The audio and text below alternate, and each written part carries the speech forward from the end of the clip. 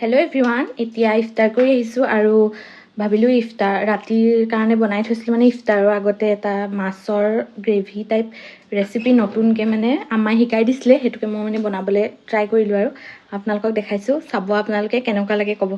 প্ৰথমে এখন কেৰাহীত মিঠাতেল অলপমান দি মাছখিনি ভাজি লৈছোঁ, কাৰণ ভজা মাছে খাই ভাল লাগে, কেঁচা মাছে সকলো সময়তে ভাল নালাগে খাই।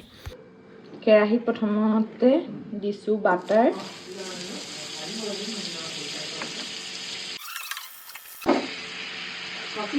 গৰম হ'লে নহৰু পিচা দিছোঁ, নহৰুখিনি আগে খুন্দি লৈছোঁ। ফ্ৰেঞ্চবিন আৰু পিঁয়াজৰ পৰা ফাইন পেষ্ট এটা বনাই লৈছোঁ এনেদৰে।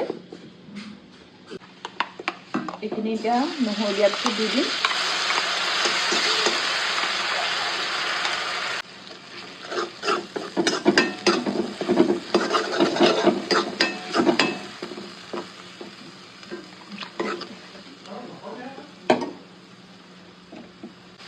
অকণমান হালধি,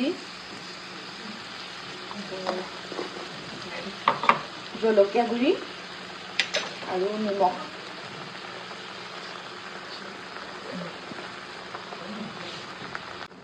জিৰা পাউডাৰ দি ভালদৰে সিজিবলৈ দিম। এই গোটেইখিনি তেল ফুটালৈকে সিজাই লওঁ। ফুলকবি আৰু গাজৰ বইল কৰি লৈছিলোঁ, এইখিনিও দি দিম ইয়াতে।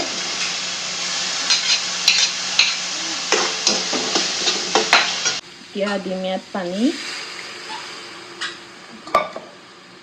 দি আকৌ সিজিবলৈ দিম। টাইম সিজাৰ পাছত দিছোঁ দৈ 2 চামুচ। তাতে মাছ দি দিম আৰু পানী দি মাছৰ লগত সিজাম।